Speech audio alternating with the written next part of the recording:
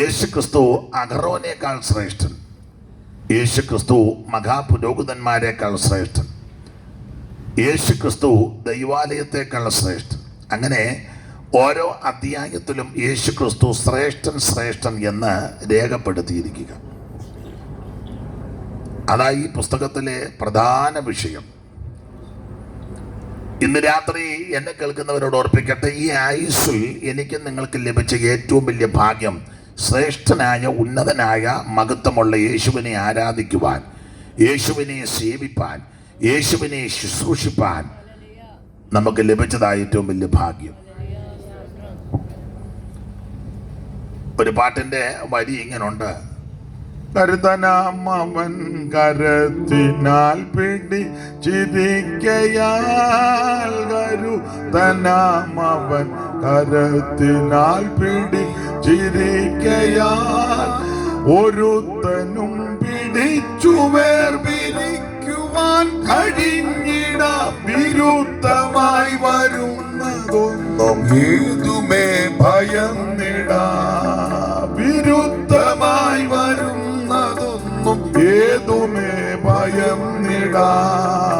ഇതെന്തോ ഭാഗ്യമേശുനാഥനോടു ചേർന്നു ഞാനിതാ, ഇതെന്തോ ഭാഗ്യമേശുനാഥനോടു ചേർന്നു ഞാനിതാ.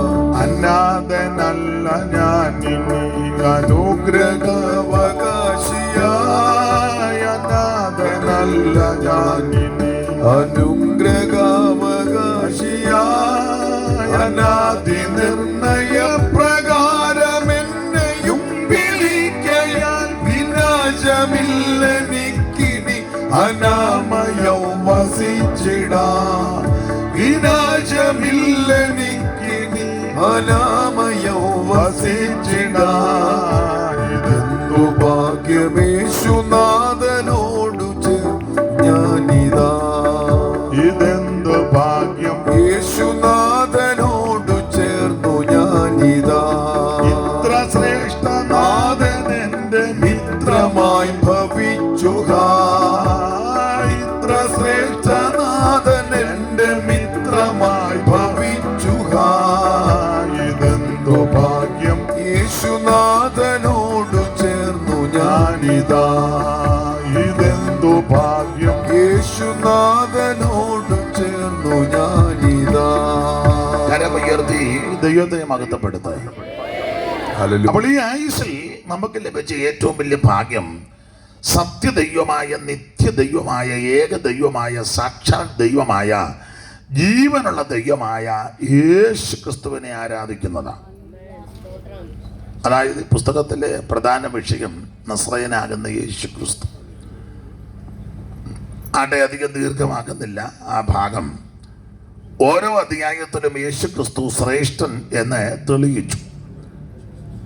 9-ാം അധ്യായത്തിലേക്ക് പ്രവേശിക്കുമ്പോൾ ഇപ്പോൾ വായിച്ച 2 വാക്യത്തിനകത്ത് ഞാൻ പ്രാരംഭത്തിൽ സൂചിപ്പിച്ചു, നിങ്ങൾക്കറിയാം 3 കാര്യമാണ് പ്രധാനമായിട്ട് രേഖപ്പെടുത്തിയിരിക്കുന്നത്. 1, മരണം, ഒരിക്കൽ മരിക്കും. 2, ഒരു ന്യായവിധിയുണ്ട്. 3, യേശു ക്രിസ്തു വീണ്ടും വരും. വളരെ പ്രധാനപ്പെട്ട വിഷയമാണ്. നിങ്ങളുടെ പലരുടെ ഇരിപ്പ് കണ്ടിട്ട് നിങ്ങൾക്കിതൊന്നും വിഷയമേ അല്ല, ആ നോട്ടോ ഇരിപ്പും കണ്ടിട്ട് ഇതൊന്നും നിങ്ങൾക്ക് വിഷയമല്ല.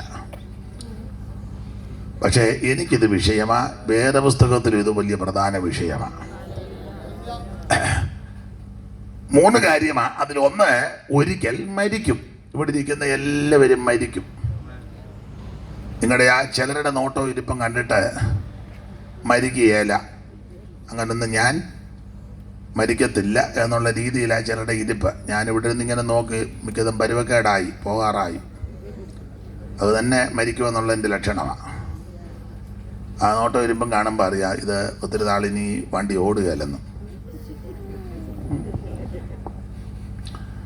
അതിൽ ഇനി ആകുകയല്ല. ഒരു കാര്യം ഉറപ്പിച്ചും തറപ്പിച്ചും പറയാം, പ്രസംഗിക്കുന്ന ഞാനും കേൾക്കുന്ന നിങ്ങളും ഒരു ദിവസം മരിക്കും.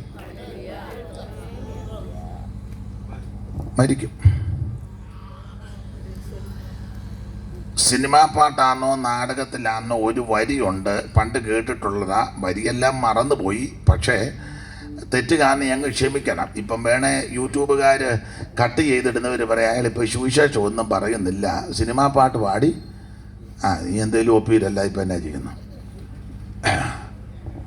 വരി ഇങ്ങനെ തെറ്റ് കാരണം ക്ഷമിക്കണം. പക്ഷെ നല്ല അർത്ഥമുള്ളത്.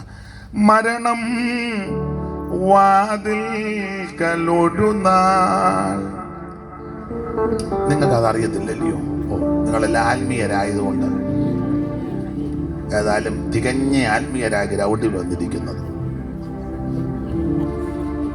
മരണം വാതിൽക്കലൊരു നാൾ മഞ്ചലുമായി വന്നു നിൽക്കുമ്പോൾ, മരണം വാതിൽക്കലൊരു നാൾ പാടമേ മഞ്ചലുമായി വന്നു നിൽക്കുമ്പോ. അപ്പൊ ശ്രദ്ധിച്ചേ, മരണം വാതിക്കല. സകല എണ്ണവും മരിക്കും. മരിക്കുകയല്ലേ മോനെ? ഓ മൈക്ക് ഓപ്പറേറ്റ് ചെയ്യുന്ന ഉള്ളിയും മരിക്കും, നല്ല തവലക്കാരനും മരിക്കും. പിന്നെ ഓന് സകല എണ്ണവും. കാരണം ഒരിക്കൽ മരിക്കും എന്നുള്ളത് ദൈവത്തിന്റെ വചനത്തിന്റെ വ്യവസ്ഥയാണ്. ഞങ്ങളുടെ നാട്ടിൽ, എൻ്റെ നാട് കുട്ടനാട്ടില്ല, അവിടെ ഹൈന്ദവ സ്നേഹിതന്മാർ ധാരാളമുണ്ട്, കത്തോലിക്ക സഹോദരന്മാരും ധാരാളമുണ്ട്. അപ്പോൾ കത്തോലിക്കരാകുന്ന പ്രിയപ്പെട്ടവരുടെ വീടുകളിൽ മരണമൊക്കെ നടക്കുമ്പോൾ റെക്കോർഡിടും. ചിലർ മൈക്കിൽ കൂടെയൊക്കെ പാടും. അതും ഇതുപോലെ നല്ലൊരു വരിക, നല്ല അർത്ഥസമ്പുഷ്ടമായൊരു വരിക. തെറ്റ് കാണുന്നേ ക്ഷമിക്കണം. മരണം വരുമൊരു നാൾ ഓർക്കുക മർത്യാനീ, കൂടെ പോരും നിൻ ജീവിത ചെയ്തികളും സൽകൃത്യങ്ങൾ ചെയ്യുക നീ അലസത കൂടാതെ. മരണം വരും. ഈ ശബ്ദപരിധിയിൽ ശ്രദ്ധിക്കുന്ന സകല ആൾക്കാരോടും ഇന്ന് രാത്രി ഓർപ്പിക്കുക, ഒരു ദിവസം മരണം എന്നെ പിടികൂടും. മരണത്തിൽ നിന്ന് ആർക്കും ഒഴിയാവതല്ല.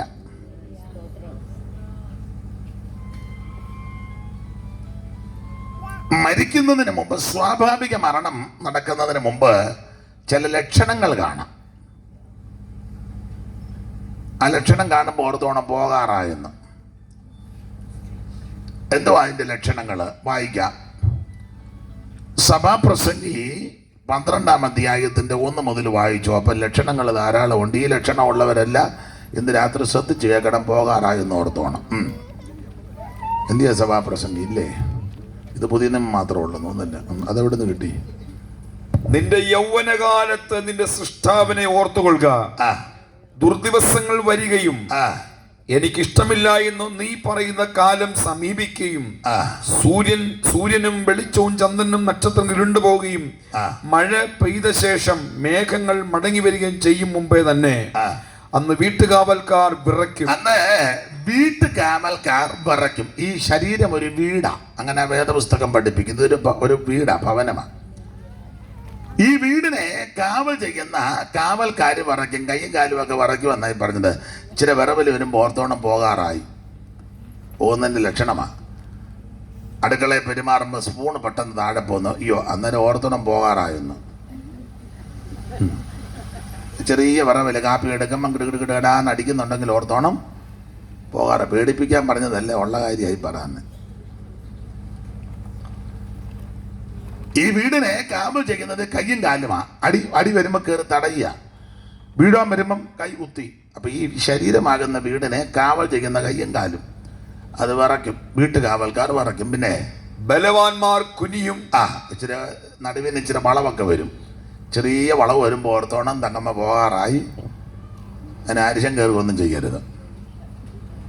പോകും. അടുത്തത് അരയ്ക്കുന്നവർ ചുരുക്കമാകയാൽ അടങ്ങിയിരിക്കും. അരയ്ക്കുന്നവർ ചുരുക്കമാ. 32 ഉണ്ടായിരുന്നു, ഇപ്പം അധികം ഇല്ല. അതുകൊണ്ട് അരിയുണ്ട ഒന്നും ഇപ്പം കയറി കടിക്കുകയില്ല. ആയ കാലത്തൊക്കെ ഒറ്റ കടിക്ക് പൊട്ടിച്ചതാ അഴുകു മുട്ടായിയൊക്കെ. ഇപ്പം കൊടുത്താൽ പറയും വേണ്ടെന്ന് പറയും. 32 യുവാവിന് മുത്തിനോടൊത്ത ദന്തം. 32 യുവാവിന് മുത്തിനോടൊത്ത ദന്തം.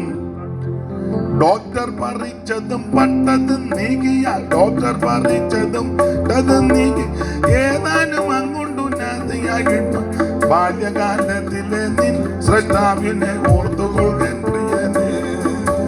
ബാല്യകാലത്തിലെ നിൻ ശ്രദ്ധാവിനെ ഓർത്തുകൊള്ളും പ്രിയനെ. ദുർദിവസങ്ങൾ നിനക്കണയാതെയും ദുർദിവസങ്ങൾ അതെയും ഇഷ്ടമില്ല കാലം വന്നു ചേരാതെയും ബാല്യകാലത്തിലെ നിൻ സൃഷ്ടാവിനെ ഓർത്തുകൊള്ളും പ്രിയനെ. 32 യുവാവിനും മുത്തിനോടൊത്ത ദന്തം. അപ്പൊ ആയ കാലത്ത് 32 ഉണ്ടായിരുന്നു. ഇപ്പൊ അത് കുറച്ച് 60-70 ഒക്കെ ആയപ്പം ഡോക്ടർ 5-6 പറിച്ചെടുത്തു. പിന്നെ തള്ളയുടെ നാക്ക് അല്ലാത്തതുകൊണ്ട് തങ്കച്ചൻ 2 താഴെ ഇട്ട്. മനസ്സിലായില്ലല്ലോ. ഭർത്താവിൻ്റെ അമ്മയ്ക്ക് വിളിച്ചു, ഒറ്റയടി 2. അപ്പോൾ ഡോക്ടർ പറിച്ചത് 4, തങ്കച്ചൻ അടിച്ചത് പറയമ്മേ അടി കൊണ്ട് പമ്മിയിരിക്കാനായി. ചുരുക്കി പറഞ്ഞ ഡോക്ടർ പറിച്ചതും പട്ടുപോയതും ദ്രവിച്ചതും എല്ലാം കൂടെ പോയി. ഇപ്പം ഏതാണ്ട് നാസ്തിയായിട്ട് 3-4 ഇപ്പം ചുരുക്കമാണ്. അതുകൊണ്ട് അടങ്ങിയിരിക്കും. അരയ്ക്കെന്ന് പറഞ്ഞു ചുരുക്കമാകയാൽ അടങ്ങിയിരിക്കും. പിന്നെ വെളിവാതിലുകളിൽ കൂടി നോക്കുന്നവർ അന്ധന്മാരാകും. അപ്പുറത്തെ വീട്ടിൽ ആരാ വന്നെന്ന് ഇപ്പുറത്തെ വീട്ടിൽ നിന്ന് കൃത്യം പറഞ്ഞ അമ്മാമ്മ ഇപ്പം ഒന്നും പിടികിട്ടില്ല. ആരാണ് അങ്ങോട്ട് പോകുന്നത് പോലെ ആരാന്നോ. അപ്പൊ ഇങ്ങനെയൊക്കെ നോക്കുമ്പോൾ ഓർത്തോണം പോകാറായി ചാകാറായെന്ന്. പിന്നെ തെരുവിലെ കതകുകൾ അടയും. അപ്പുറത്തെ വീട്ടിൽ പറയുന്നത് കൃത്യം കേൾക്കുകയായിരുന്നു ഇവിടെ നിന്ന്. ഇപ്പം അടുത്തിരുന്ന് പറഞ്ഞാൽ പോലും കേൾക്കുകയില്ല. ഞങ്ങളുടെ അവിടെ ഒരു അമ്മയുണ്ടായിരുന്നു. അമ്മ ഇച്ചിരി ചെവി കേൾവി കുറവാണ്. അപ്പം അമ്മയോട് ചോദിക്കുന്നതന്നല്ല അമ്മ മറുപടി പെടുന്നത്. എപ്പോൾ നമ്മൾ ചോദിക്കും എപ്പോൾ വന്നു, നെല്ല് പുഴുങ്ങിയെന്നോ, ഉണങ്ങുകയല്ല. എപ്പോൾ വന്നെന്ന് ചോദിച്ചേനാ. അച്ചായൻ സൗഖ്യമായിട്ടിരിക്കുന്നു, ഭയങ്കര വെള്ളമാണ്, നീന്തി കയറിയാ വന്നേ. അപ്പോൾ ഇതൊക്കെ കേൾക്കുമ്പോൾ ഓർത്തോണം ആള് പോകാറായി. തെരുവിലെ കഥകൾ അടയ്ക്കും. പിന്നെ അരയ്ക്കുന്ന ശബ്ദം മന്ദമാകും. പതുക്കെ കഴിക്കുവുള്ളൂ. പെട്ടെന്നൊന്നും കഴിച്ചേ ചെടിനേക്കാനൊക്കത്തില്ല. അത് താമസിച്ച് കഴിക്കുമ്പോൾ ഓർത്തോണം പോകാറായിരുന്നു. പിന്നെ പക്ഷികളുടെ ശബ്ദത്തിങ്കൽ ഉണർന്നു പോകും. എന്ത് ചെയ്താൽ തള്ളയ്ക്ക് ഉറക്കമില്ല. ഉറങ്ങുന്നതിലോട്ട് ഉറക്കുക ഇല്ല. 4 മണിയാകുമ്പോൾ അടുക്കളയ്ക്ക് സ്റ്റീൽ പാത്രം പൊത്തോന്ന് താഴോട്ട് ഇടുക. വീട്ടിൽ കിടന്നുറങ്ങുന്നവനെല്ലാം ഞെട്ടി എഴുന്നേൽക്കും. എന്ത് ചെയ്താൽ ഉറക്കമില്ല. ഉറക്കം കുറെ പോകത്തോണം പോകാറായി. പാട്ടുകാരത്തികളൊക്കെയും തളരുകയും ചെയ്യും. ശ്വാസം പിടിച്ച് പാടാനൊന്നും നോക്കരുത്. ഞങ്ങളിപ്പോൾ പാടുന്ന പാട്ടൊക്കെ ചില അമ്മമാർ പറയാനായ കാലത്ത് ശ്വാസം പിടിച്ച് പാടിയതാ. ഇപ്പം പാടാൻ വയ്യ, കാരണം പോകാറായി. അന്നവർ കയറ്റത്തെ പേടിക്കും. പിന്നെ വഴിയിൽ ഭീതിയുള്ളതായി തോന്നും. ബദാം വൃക്ഷം പൂക്കും. ഇപ്പം പിന്നെ പൂത്തതാരാ പൂക്കാത്തതാരാന്നൊന്നും അറിയത്തില്ല. എല്ലാം ഇങ്ങനെ കളറും ഒക്കെ അടിച്ച് പമ്മിയിരിക്കുന്നതുകൊണ്ട് പൂത്തതേതാ പൂക്കാത്തതേതാ. പോകുന്നു വാടിയൊരു പൂവല്ലി തൂമഴയാൽ, പോകുന്നു വാടിയൊരു പൂവല്ലി തൂമഴയാൽ, ഓർക്കുന്നു നിന്റെ പാലനം പരമേശ, ഓർക്കുന്നു നിന്റെ പാലനം പരമേശ, പാടും നിനക്കു നിത്യവും പരമേശ, പാടും നിനക്കു നിത്യവും. കരമുയർത്തി ദൈവത്തെ മഹത്വപ്പെടുത്ത്. മോനെ മൈക്ക് വർക്ക് ചെയ്യുന്ന ആടെ പേരെന്തുവാ? ആദർശ് നന്നായിട്ട് വർക്ക് ചെയ്യുന്നുണ്ട് കേട്ടോ. ദൈവം അനുഗ്രഹിക്കട്ടെ. കഴിഞ്ഞ ദിവസങ്ങളിലൊക്കെ ചെന്നതെല്ലാം മെനകെട്ടെടുത്താണ്. തൊണ്ടയും പോയി. അവന്മാരോട് വല്ലതും പറയാൻ പറ്റുമോ? പറഞ്ഞ ഉടനെ അവന്മാർ പറയും എന്നെ ജനിച്ചിട്ടത് മൈക്കിൻ്റെ പുറത്താന്ന് പറയും. അതുകൊണ്ടൊന്നും മിണ്ടാനൊക്കത്തില്ല. നന്നായിരിക്കുന്നു കേട്ടോ. ഇവിടെ അന്ന് അങ്ങനെ വലിയ ഇടിപിടി ഒന്നുമില്ല. പക്ഷേ നല്ല മറ്റേതിങ്ങനെ ഇല്ലേ നമ്മൾ കൊച്ചി കൊണ്ട് കണ്ടെയ്നർ ഇറക്കി വെച്ചതുപോലെ കൊണ്ട് ഇറക്കി വെച്ചേക്കുക. എന്തോ അതിന് പറയുന്നത്, ബോക്സ് ചുമ്മാ അങ്ങ് അടിക്കും. എന്തോ ചുമ്മാ ഇതിന് കാണുന്നതെല്ലാം പിടിച്ച് തിരിക്കുക. മോനാന്നേ അടങ്ങിയിരിക്കുക, എന്ത് നല്ല സുഖം. മറ്റവൻ ചുമ്മാ ഇട്ട് അങ്ങ് ഇന്നലെയും കണ്ടായിരുന്നു, ചുമ്മാ ഇരുന്ന് അങ്ങ് തിരിക്കുക. അല്ലേ എന്നതാണോ മോൻ എല്ലായിടത്തും വന്നിരുന്നത് നല്ലതായിരുന്നു. ആദർശല്ലേ, രക്ഷിക്കപ്പെട്ടതാണോ? നന്നായിരിക്കുന്നു, ദൈവം അനുഗ്രഹിക്കട്ടെ, വളരെ നന്നായിരിക്കുന്നു.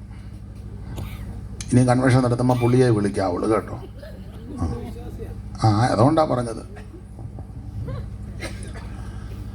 അപ്പൊ ശ്രദ്ധിക്കുക, ബദാം വൃക്ഷം പൂക്കും, പിന്നെ തുള്ളൻ ഇഴഞ്ഞു നടക്കും, രോചനക്കുരു ഫലിക്കാതെ. താഴോട്ടുള്ളതെല്ലാം മനുഷ്യൻ തന്റെ ശാശ്വത ഭവനത്തിലേക്ക്. അപ്പൊ ശ്രദ്ധിക്കുക, ഒരിക്കൽ മരിക്കും. ആ മരിക്കുന്നതിന് മുമ്പ്, സ്വാഭാവിക മരണത്തിന് മുമ്പ് ഈ ലക്ഷണങ്ങളൊക്കെ കാണിക്കും. ഇപ്പോഴത്തെ മരണം സ്വാഭാവിക മരണമല്ലെല്ലാം പെടുമരണങ്ങളാ. നമ്മൾ ചോദിക്കല്ലേ വേവിച്ചൻ എങ്ങനെയാ മരിച്ചത്? അത് യോഗത്തിനിടയിരുന്ന് വാ പൊളിച്ചതാ, പിന്നെ മിണ്ടിയിട്ടില്ല. വേറൊരാൾ കയറി അങ്ങ് അടക്കിയായിരുന്നു.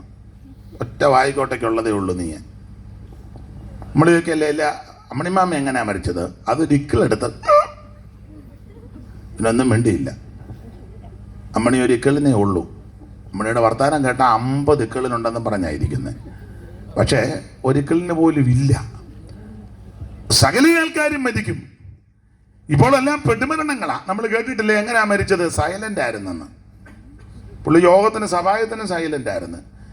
കൈ ഒടിക്കുകയില്ല, പാടുകയില്ല, പ്രാർത്ഥിക്കില്ല, വന്ന് സൈലന്റ്. പോയതും അങ്ങനെ സൈലന്റുകാരെല്ലാം ഒന്ന് ഓർത്തോണം. ദൈവത്തിന് മഹത്വം. ഇപ്പോൾ പെടുമരണങ്ങളാ. അപ്പൊ എന്തായാലും ഒരു കാര്യം പറയാം, ഒരിക്കൽ മരിക്കും.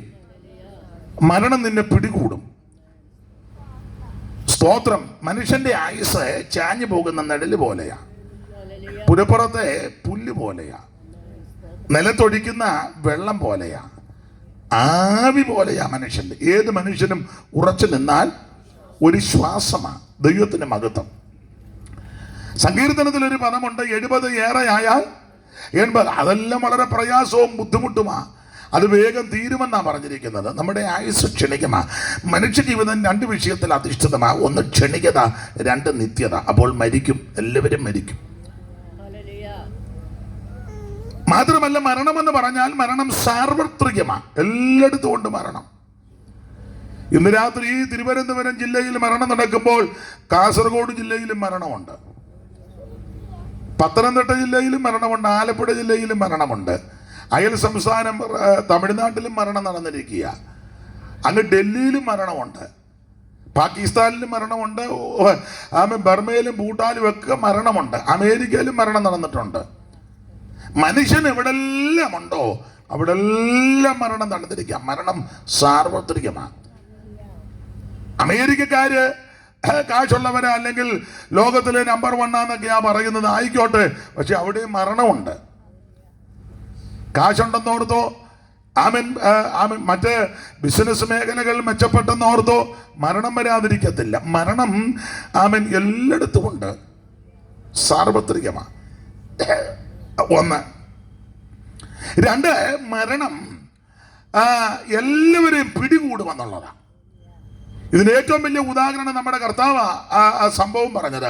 ലൂക്കോസിന്റെ സുവിശേഷം 16-ാം അധ്യായത്തിന്റെ 19 മുതൽ കർത്താവ് ഒരു സംഭവം പറഞ്ഞല്ലോ, ധനവാന്റെയും ലാസറിന്റെയും കാര്യം. ഒന്ന് വായിച്ചോ.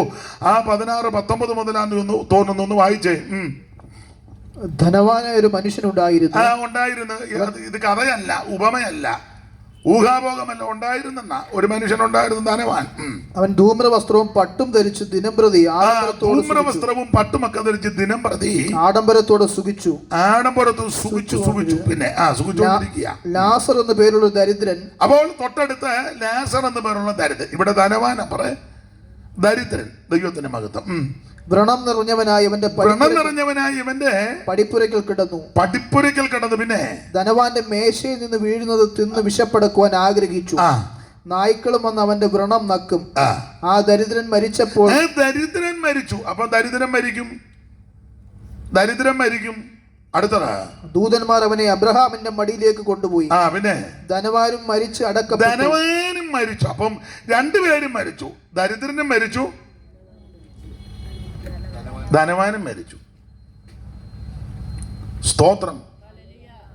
രാജാക്കന്മാർ വലിയ ധീരന്മാരായവരും, രാജാക്കന്മാർ വലിയ ധീരന്മാരായവരും, ധീരസാധുക്കളും ഈ ലോകം വെടിഞ്ഞു പോകും. ധീരസാധുക്കളും ഈ ലോകം വെടിഞ്ഞു പോകും. എപ്പോഴാണ് എന്റെ സോദര മൃത്യു വരുന്ന ഓർക്കായിലെന്തു കഷ്ടമേ.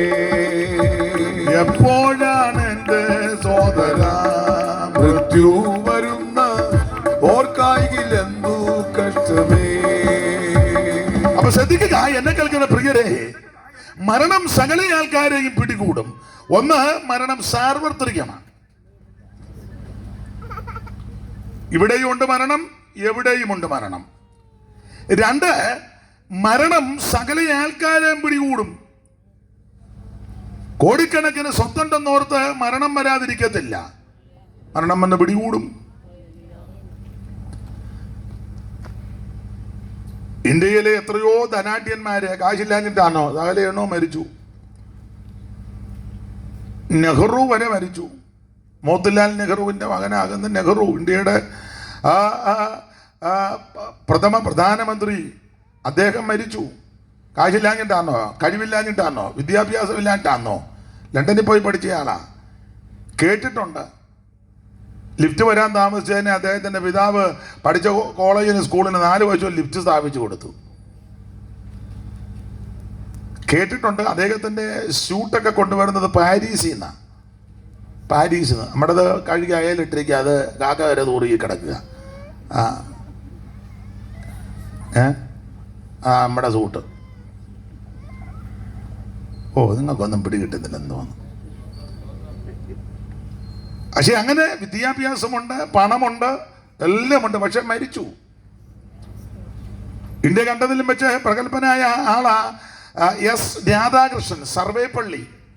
അത്ര ഡോക്ടറേറ്റ് ഉണ്ടായിരുന്നു അദ്ദേഹത്തിന്. ഉന്നതനായ മനുഷ്യനാ എസ് രാധാകൃഷ്ണൻ, സർവേപ്പള്ളി. എന്തോ അമ്മ എവിടെ ഇരുന്ന് പറയുന്നത്? അമ്മ ഇത് ചാകുന്ന കാര്യ പറഞ്ഞു, ഇങ്ങോട്ട് കേട്ടിരിക്കുക.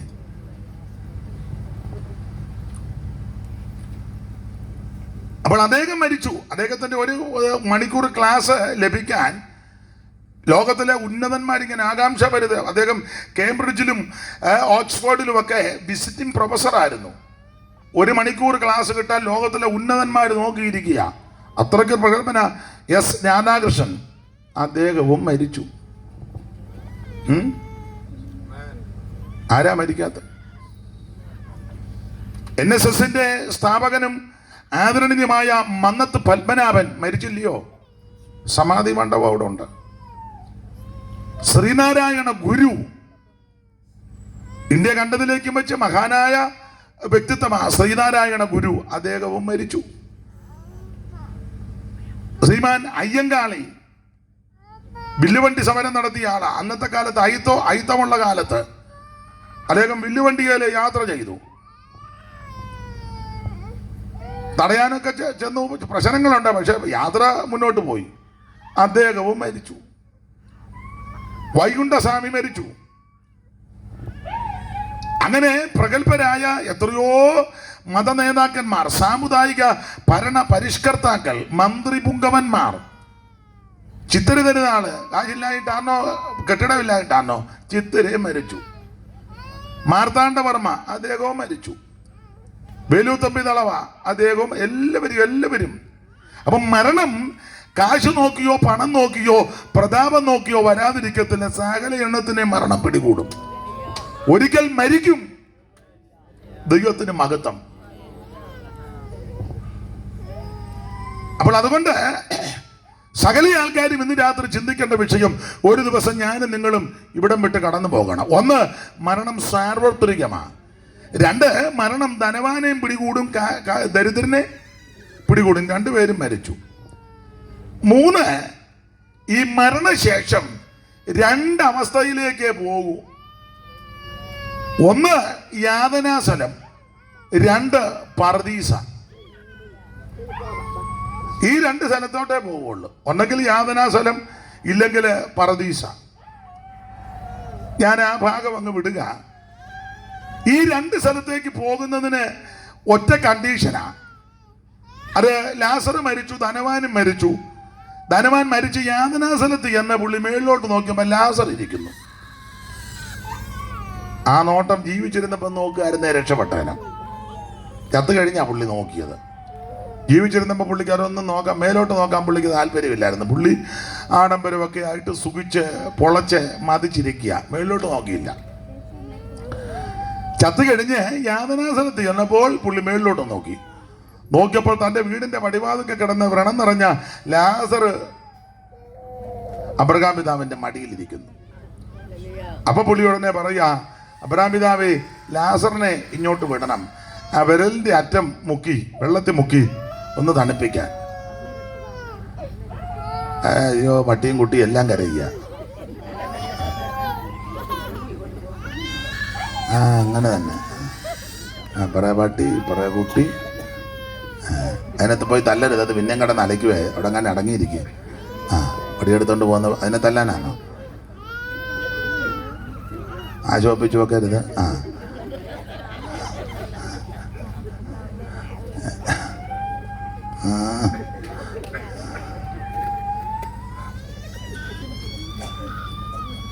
അവർ രണ്ടും ഒത്തോണ്ടാ ഒരടി കൊടുത്തിട്ടുണ്ട്.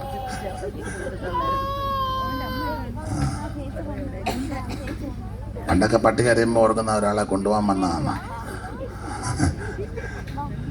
ഞങ്ങളുടെ ഒരു തള്ള പട്ടി കരഞ്ഞ പറഞ്ഞു, പട്ടി ആരെയാ കൊണ്ടുപോകാനാണ്? മരണമായി പറഞ്ഞുകൊണ്ടിരിക്കുന്നത്. പട്ടിക്ക് വരെ മനസ്സിലായി. എന്നിട്ട് നീ ഇരുന്ന് വർത്താനം പറയുക.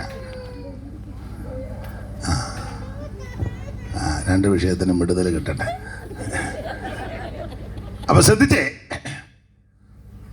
സകല ആൾക്കാരും മരണം പിടിയായി പോകണം. അപ്പൊ ആ മരണം ഒന്ന് സാർവത്രികമാ, എല്ലായിടത്തും മരണമുണ്ട്. രണ്ട്, എല്ലാവരെയും മരണം പിടികൂടും. ധനവാനും മരിച്ചു, ലാസറും മരിച്ചു. കാശുള്ളവനും മരിക്കും, കാശില്ലാത്തവനും മരിക്കും.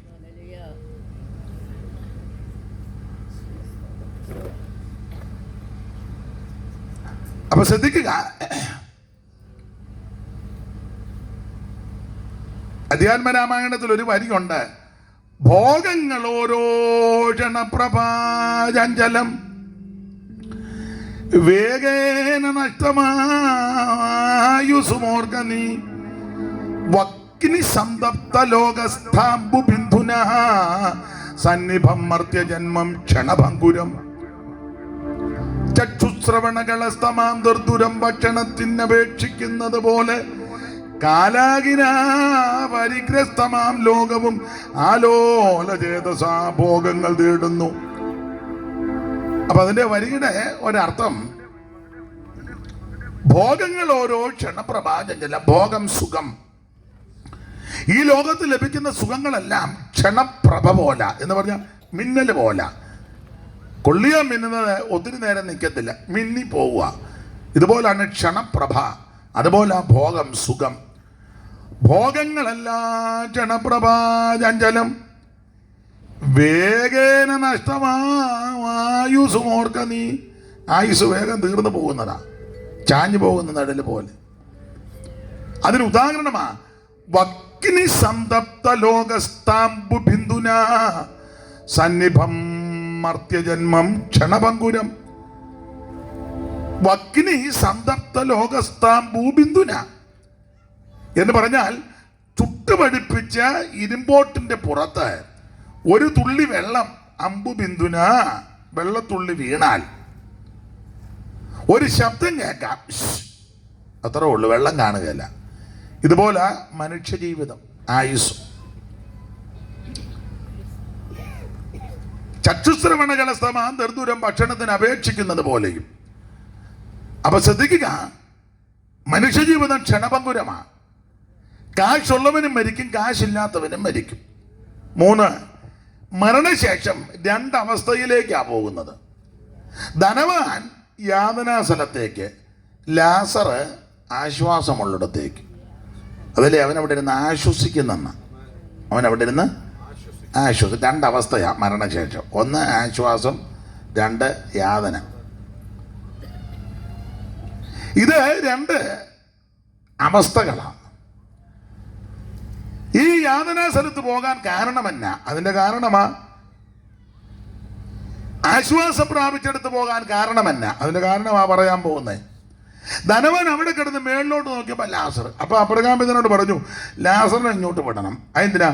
ബെരലിന്റെ അറ്റം വെള്ളത്തിൽ മുക്കി നാവൊന്ന് തണുപ്പിക്കണം. അപ്പം അബ്രഹാം പിതാവ് പറഞ്ഞു, അങ്ങനെ ഇവിടെ നിന്ന് അങ്ങോട്ടും ഇങ്ങോട്ടും പോകൊന്നും ഈ TT വണ്ടി ഇടും പോലെ ഒക്കത്തില്ല. ടൗൺ ടു ടൗൺ, ഏതാ പർദീസ ടു യാതനാസല, അങ്ങനൊന്നും നടക്കുകയല്ലെന്ന് പറഞ്ഞു. ഇതൊരു പിളർപ്പുണ്ട്. ഇവിടുന്ന് അങ്ങോട്ടും അവിടുന്ന് ഇങ്ങോട്ടും ഒന്നും അങ്ങനെ ചുമ്മാ ലാത്തി അടിക്കാൻ മരിച്ചു കഴിഞ്ഞാൽ അങ്ങനെ ചുമ്മാ എല്ലാം കറങ്ങി നടക്കുകയല്ല പറഞ്ഞതിൻ്റെ അർത്ഥം. അപ്പം മരിച്ചു കഴിഞ്ഞല്ലേ, അമ്മ മരിച്ചു കഴിഞ്ഞ് പറയാം, അമ്മച്ചിയാന്നാ തോന്നി ആ ഓമയുടെ ചോട്ടിയിരിക്കുന്നത്, പിന്നെ നമുക്ക് എന്താ അത്യാവശ്യമാണെന്നല്ലോ ഓമക്കീഴി വന്നിരിക്കാൻ. പട്ടി ഓമ്മ അമ്മയാന്നാ തോന്നുന്നത്. അമ്മ പട്ടിയായിട്ടും വരത്തില്ല, പൂച്ചയായിട്ടും വരത്തില്ല, കോഴിയായിട്ടും വരും. കോഴി വെക്കുമ്പോൾ തള്ള വെക്കുക എന്നൊന്നും കയറി പറയരുത്. മരണം കഴിഞ്ഞേച്ച് വാഴത്തണ്ടേ കാക്കരുത്. അച്ഛനാണെന്നോ, അച്ഛനെന്തിനാ വാഴത്തണ്ടേ കയറിയിരിക്കുന്നത്? ഈ അബദ്ധം ഒന്നും കയറി പറയരുത്. കർത്താവ് നേരിട്ട് പറയുകയാ, ഇവിടുന്ന് അങ്ങോട്ടും ഇങ്ങോട്ടും അങ്ങനെ കറങ്ങി കിടക്കാനൊന്നും ഒക്കത്തില്ല. അപ്പോൾ ഉടനെ ലാസർ പറഞ്ഞു, എന്നാ ഒരു കാര്യം ചെയ്യും, എൻ്റെ ഇടയിലോട്ട് വിടാൻ മേലെ ഞങ്ങളുടെ വീട്ടിലോട്ടൊന്ന് വിട്ടേക്കാൻ. അതിനാ, എനിക്ക് 5 സഹോദരന്മാർ വീട്ടിലുണ്ട്, അതിന് അവരിങ്ങോട്ട് വരരുത്, അവരങ്ങ് വരണം. അതിന് ലാസറിനെ അങ്ങോട്ട് വിടുകയാണെങ്കിൽ ലാസർ എന്ന് കാര്യം പറയുമ്പോൾ അവന്മാർ മാനസാന്തരപ്പെടും. അപ്പോൾ അവർക്ക് ആശ്വാസം പ്രാപിക്കുന്ന സ്ഥലത്ത്. അപ്പോൾ അതിൻ്റെ അർത്ഥം ഞാൻ ഈ യാതനാസ്ഥലത്ത് വന്ന് കിടന്നത് മാനസാന്തരപ്പെടാഞ്ഞുകൊണ്ടാണ്. അതുകൊണ്ടാണ് ഇവിടെ വന്ന്. അതുകൊണ്ട് ഇന്ന് രാത്രി ചാകാത്ത മുഴുവൻ കെടാത്ത തെയ്യമുള്ള യാതനാസ്ഥലത്ത് നിത്യനരകത്തിൽ നീ പോകാതിരിക്കാൻ ചെയ്യേണ്ട പ്രധാനപ്പെട്ട കാരണം മാനസാന്തരപ്പെട്ട് യേശു ക്രിസ്തുവിനെ രക്ഷിതാവായി സ്വീകരിക്കണം. ദൈവത്തിന്റെ മഹത്വം. ആര് തന്നെ പറഞ്ഞാലും നീതിയിൻ വഴി തേടാതെ, ആര് തന്നെ പറഞ്ഞാലും നീതിയിൻ വഴി തേടാതെ, പാപമങ്ങനെ ചെയ്തവർ പരമാവധിയോട് നശിച്ചിടും, പരമാവധിയോട് നശിച്ചിടും. ഓ ദൈവക്രോധത്തിൽ നീയും വെന്തരിഞ്ഞു ചാകരുതേ, നിത്യതീയിൽ വീഴരുതേ. ഓ ദൈവക്രോധത്തിൽ നീയും വെന്തരിഞ്ഞു ചാകരുതേ, നിത്യതീയിൽ വീഴരുതേ. ഇന്ന് തന്നെ രക്ഷ നേടുക, ഇന്നു തന്നെ രക്ഷ നേടുക. ഓ ഇന്ന് തന്നെ രക്ഷ നേടുക. ഇത് സുപ്രധാന കാലമായി, ഇത് രക്ഷാ ദിവസമാ. ഇന്ന് രാത്രി യേശു ക്രിസ്തുവിനെ രക്ഷിതാവായി സ്വീകരിക്കണം. അതിന് നല്ല അവസരം ദൈവം തരിക. ദൈവത്തിന് മഹത്വം. അപ്പൊ അവൻ ഒരിക്കൽ മരിക്കും. അത് ദൈവം വെച്ച വ്യവസ്ഥയാ. മരിക്കണം. അല്ല, മരിച്ചില്ലെങ്കിൽ പ്രശ്നമാ. ഞാൻ എപ്പോഴും പറയും, ഇവിടെ ഇരിക്കുന്ന മുഴുവൻ ആൾക്കാരും മരിക്കാതെ പിന്നെ ഒരു 50 കൊല്ലം കൊണ്ടിരുന്ന വലിയ പ്രശ്നമാ. മരിക്കണം. മരിക്കാതിരുന്നാലോ അത് അതിലും വലിയ വൈതരണിയാ. നിങ്ങൾക്കറിയാമല്ലോ, പണ്ട് സ്കൂളിൽ പഠിച്ചത് ആ കാലൻ ഇല്ലാത്ത കാലം. കുഞ്ചൻ തമ്പിയാരുടെയാ. കാലൻ ഇങ്ങോട്ട് വരുന്നില്ല. കാലം വരാത്ത കാരണം ഒരെണ്ണം പോകുന്നില്ല. അത് വലിയ പ്രശ്നമായി. മുത്തച്ഛൻ മുതുക്കൻ്റെ മുത്തച്ഛൻ ഇരിക്കുന്നു, മുത്തച്ഛൻ അവനുള്ള മുത്തച്ഛൻ മരിച്ചില്ല. നിങ്ങൾ സ്കൂളിൽ പഠിച്ചതല്ലേ? ഇല്ലേ? പുറക്കെ പറ. പഠിച്ചല്ലേ?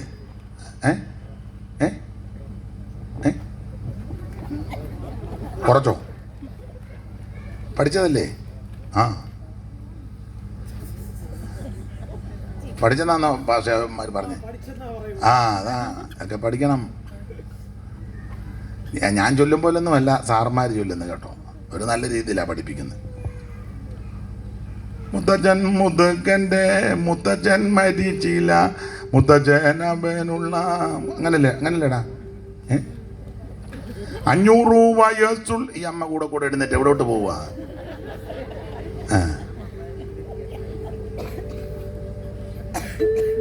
ആകെ 5-6 ഉള്ള അതിനിടെ എൻ്റെ തള്ള കൂടെ എഴുന്നേറ്റ്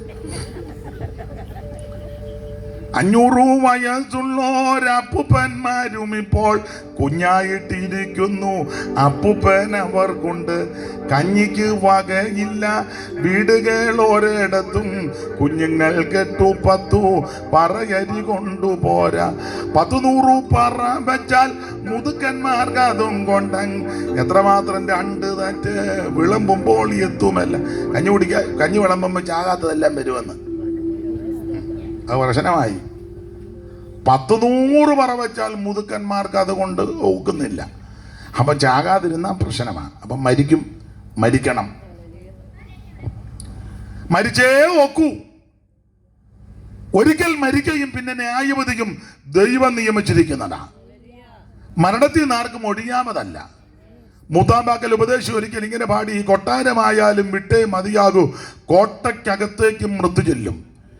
10,000 നില പൊക്കി പണിഞ്ഞാൽ അതിനുള്ളിലും സൂക്ഷം ചെന്ന് പ്ലെയിൻ ഇടിച്ച് കയറുകയായിരുന്നു. എംപയർ സ്റ്റേറ്റ് ബിൽഡിങ് അമേരിക്കയിലെ 100 നില കൂടുതലാ. അവര് സൂക്ഷം ചെന്ന് ഇടിച്ച് അന്നേരം തീർന്നു. മനസ്സിലായോ? പിന്നെ രണ്ടാമത് അവർ പണിതു. അതിനകത്ത് ഞാൻ കയറിയിട്ടുണ്ട്. നാൾ പോയപ്പോൾ ഒന്ന് കയറിയതാ. ഇത് എങ്ങനെയാണെന്ന് അറിയാൻ കയറിയതാ. കയറിയപ്പോഴേ പ്രാർത്ഥിച്ചു, കർത്താവേ ഞാൻ കയറുമ്പോഴൊന്നും ഇടി നടക്കരുത്. കാരണം ഇവിടെ വിളക്കോട്ടത്തിൻ്റെ കൺവെൻഷനൊക്കെ വന്ന് പ്രസംഗിക്കേണ്ടതാണ്, അവിടെ ഇടിച്ചിടരുതെന്ന്. അപ്പം എത്ര നില പൊക്കിപ്പണിഞ്ഞാലും സൂക്ഷം അവിടെ വന്ന് കയറും. അതുകൊണ്ടല്ലയോ നിങ്ങൾ ഹൈന്ദവ സ്നേഹിതന്മാര് സപ്താഹമൊക്കെ നടത്തുമല്ലോ. സപ്താഹം അതിൻ്റെ ചരിത്രം നിങ്ങൾ അവരോട് ചോദിക്കണം.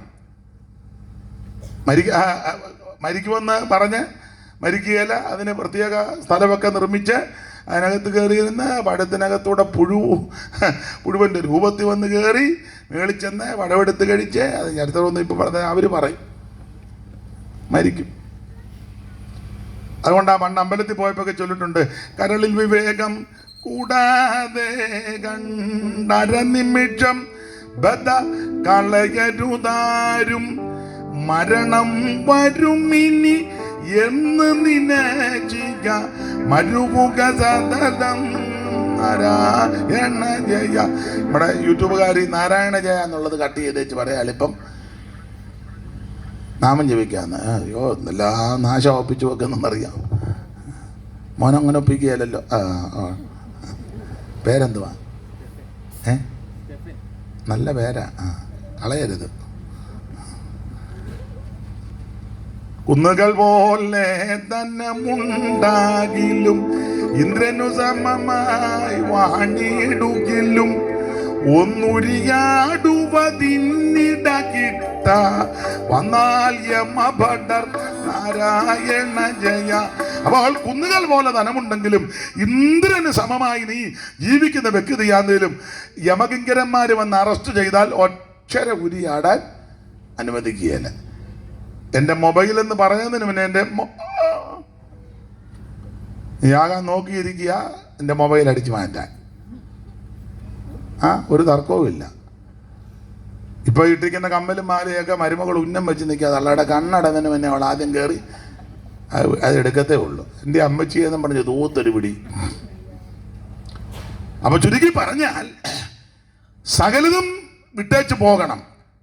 അതാ മൂത്താമക്കൽ ഉപദേശം പറയുക: കൊട്ടാരമായാലും വിട്ടേ മതിയാകൂ, കോട്ടയ്ക്കകത്തേക്ക് മൃത്യു ചെല്ലും. 10,000 നില പൊക്കി പണിഞ്ഞാൽ അതിനുള്ളിലും മൃത്യു കയറി ചെല്ലും. ചെറ്റപ്പുരകതിൽ പാർക്കുന്ന ഭിക്ഷുവും മുറ്റും മരണത്തിന് അധീനനായി. നല്ല വരികളാ. അതിന്റെ ഒടുവിലത്തെ വരി ഇങ്ങനെ: കാലന്റെ കോലമായി മൃത്യു വരും, എന്റെ കാലും കയ്യും കെട്ടി കൊണ്ടുപോകും. കാലന്റെ കോലമായി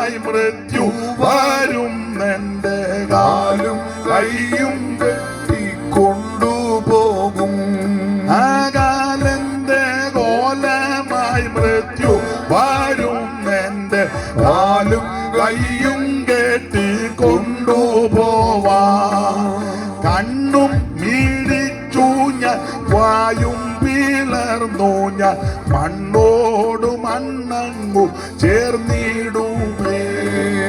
അയ്യോ അയ്യോ എന്നുള്ള അന്ത്യ സ്വരമോർക്കിൽ, അയ്യോ എനിക്കൊന്നും വേണ്ട വാരി എന്ന് പറഞ്ഞാൽ ഒടുവിലത്തെ ഒരു വലിവുണ്ട്. ആ വലിവ് ഓർത്താൽ അയ്യോ എനിക്കൊന്നും വേണ്ട എന്ന് ചിന്തിക്കും.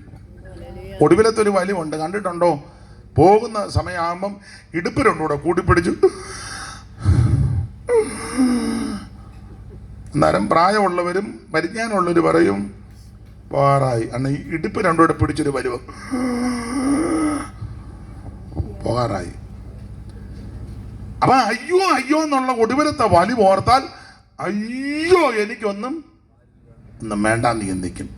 എന്നും രാവിലെ വലിവ് ഓർത്താൽ മതി. എന്നൊക്കെ ഒരുമാതിരിപ്പെട്ട കാര്യത്തോടൊന്നും ഒരു താല്പര്യവും ഞാൻ എപ്പോഴും പറയും, രാവിലെ എഴുന്നേക്കും വലിവ് ഓർക്കണം, ഒരു ചവപ്പെട്ടിയും കാണണം. ചവപ്പെട്ടി അങ്ങേറ്റത്തിരിക്കുക, മെരിക്കുട്ടി വാവാ എന്നും പറഞ്ഞ് വിളിക്കുക. ചൂട്ടൻ ചെന്ന് ചവപ്പെട്ടി കയറി കിടക്കുക, ഇതെന്നും കാണണം. അത് കാണുമ്പോൾ തന്നെ ഒരുമാതിരിപ്പെട്ട കേസിനോടൊക്കെ നിനക്ക് വിരക്തി തോന്നും. അത് കാണണം, അറിയണം, മരിക്കും.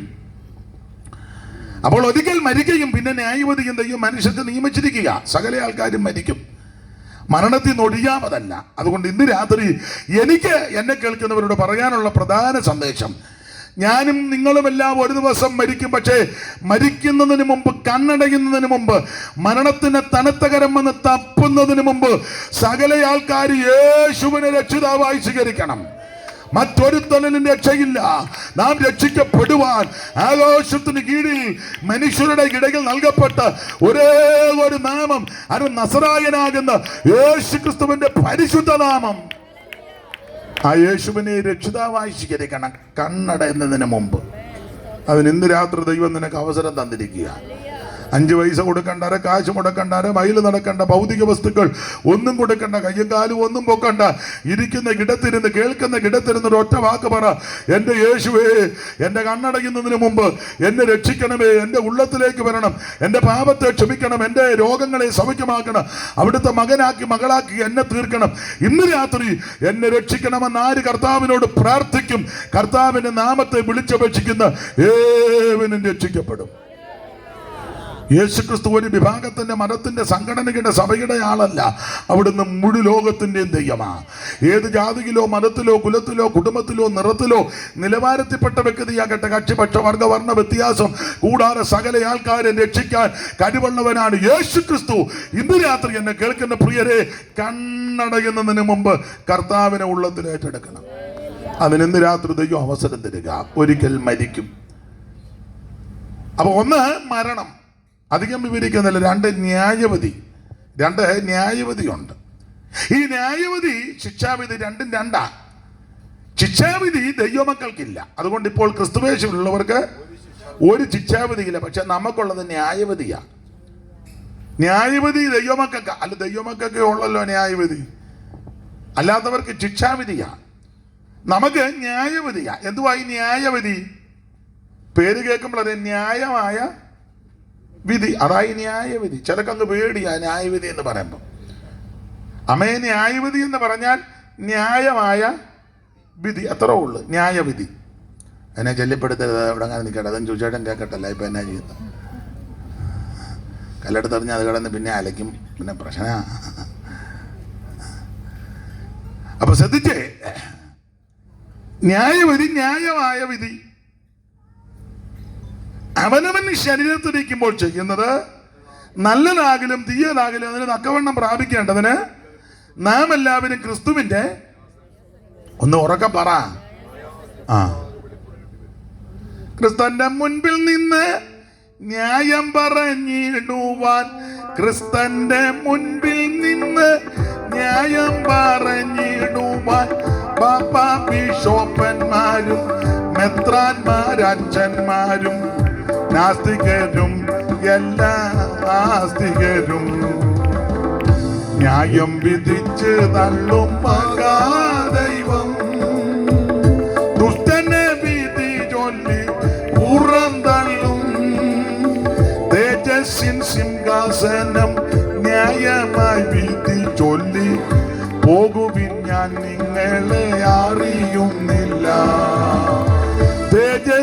സിംഹാസനം ന്യായമായി വിധി ചൊല്ലി പോകുവിൻ, ഞാൻ നിങ്ങളെ അറിയുന്നില്ല. ന്യായം വിധിച്ച് തള്ളും മഹാദൈവം.